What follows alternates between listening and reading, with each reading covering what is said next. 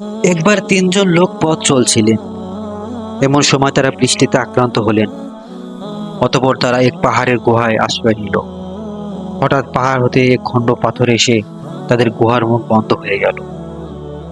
তখন তারা একে অপরকে বলল, নিজেদের কৃত কিছু সৎকর্মের কথা চিন্তা করে বের করো, যা আল্লাহর সন্তুষ্টির জন্য তোমরা করেছো, এবং এর মাধ্যমে আল্লাহর নিকট দোয়া করো।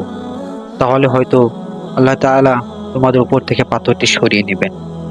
তখন তাদের একজন বলতে লাগলো, হে আল্লাহ, আমার আব্বা আম্মা খুবই বৃদ্ধ ছিলেন এবং আমার ছোট্ট ছোট্ট সন্তানও ছিল। আমি তাদের ভরণ পোষণের জন্য পশুপালন করতাম। সন্ধ্যায় যখন আমি বাড়ি ফিরতাম তখন দুধ দহন করতাম এবং আমার সন্তানদের আগে আমার আব্বা আম্মাকে পান করাতাম। একদিন আমার ফিরতে দেরি হয় এবং সন্ধ্যা হওয়ার আগে ফিরতে না পারায় এসে দেখি সবাই ঘুমিয়ে পড়েছে। আমি দুধ দহন করলাম, যেমন প্রতিদিন দহন করি।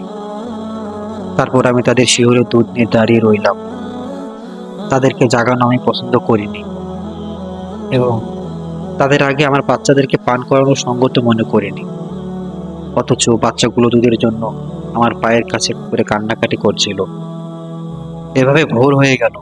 হে আল্লাহ, আপনি জানেন, আমি যদি শুধু আপনার সন্তুষ্টির জন্য এই কাজটি করে থাকি, তবে আপনি আমাদের হতে পাথরটা খানিক সরিয়ে দিন, যাতে আমরা আসমানটা দেখতে পাই। তখন আল্লাহ তাআলার রহমতে পাথরটাকে একটু সরিয়ে দিলেন এবং তারা আসমান দেখতে পেলেন। এরপর দ্বিতীয় ব্যক্তি বলল, হে আল্লাহ, আমার এক চাচাতো বোন ছিল। পুরুষরা যেমন মহিলাদেরকে ভালোবাসে, আমি তাকে তার চেয়ে অধিক ভালোবাসতাম। একদিন আমি তার কাছে চেয়ে বসলাম, অর্থাৎ খারাপ কাজ করতে চাইলাম, কিন্তু তা সে অস্বীকার করলো, যে পর্যন্ত না আমি তার জন্য 100 দিনার নিয়ে আসি। পরে চেষ্টা করে আমি তা জোগাড় করলাম এবং তার কাছে এলাম। যখন আমি তার দুপায়ের মাঝে বসলাম, অর্থাৎ সম্ভব করে তৈরি হলাম, তখন সে বলল, হে আল্লাহর বান্দা, আল্লাহকে ভয় করো, অন্যায়ভাবে পর্দা ছেড়ে দিও না, অর্থাৎ আমার সতীত্ব নষ্ট করো না। তখন আমি দাঁড়িয়ে গেলাম।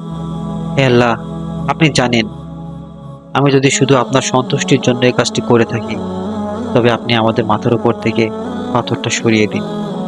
তখন আল্লাহ তাআলার রহমতে পাথরটা কিছুটা সরে গেল। এরপর তৃতীয় ব্যক্তি বলল, হে আল্লাহ, আমি এক ফারাক চাউলের বিনিময়ে একজন শ্রমিক নিযুক্ত করেছিলাম। যখন সে তার কাজ শেষ করলো, আমাকে বলল, আমার পাওনা দাও। আমি তাকে তার পাওনা দিতে গেলে সে নিল না। আমি তা দিয়ে কৃষিকাজ করতে লাগলাম এবং এ দ্বারা অনেক গরু ও রাখাল জমা করলাম। বেশ কিছুদিন পর সে আমার কাছে আসলো এবং বলল, আল্লাহকে ভয় করো, আমার মজুরি দাও। আমি বললাম, এইসব গরু ও রাখাল নিয়ে যাও। সে বলল, আল্লাহকে ভয় করো, আমার সাথে ঠাট্টা করো না। আমি বললাম, আমি তোমার সাথে ঠাট্টা করছি না, এগুলো নিয়ে যাও। তখন সে তা নিয়ে গেল। হে আল্লাহ, আপনি জানেন, যদি আমি আপনার সন্তুষ্টি লাভের জন্য এই কাজটি করে থাকি, তবে আমাদের মাথার উপর থেকে পাথরের বাকি অংশটুকু সরিয়ে দেন। তখন আল্লাহ তাআলা রহমত পাথরটাকে সরিয়ে দিলেন। আব্দুল্লাহ ইবনে উমর রাদিয়াল্লাহু তাআলা আনহু হতে বর্ণিত, বুখারী হাদিস 2333, চাষাবাদ অধ্যায়, অনুচ্ছেদ 13, মুসলিম হাদিস 2743, মিসকাত হাদিস 4938। কোরআনে বর্ণিত এই ছোট্ট ঘটনাটি থেকে আমরা 5টি শিক্ষা গ্রহণ করতে পারি।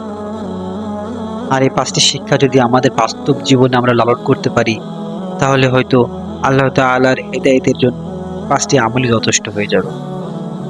নাম্বার 1, বান্দা সুখে থেকে সর্বদা আল্লাহকে ডাকবে।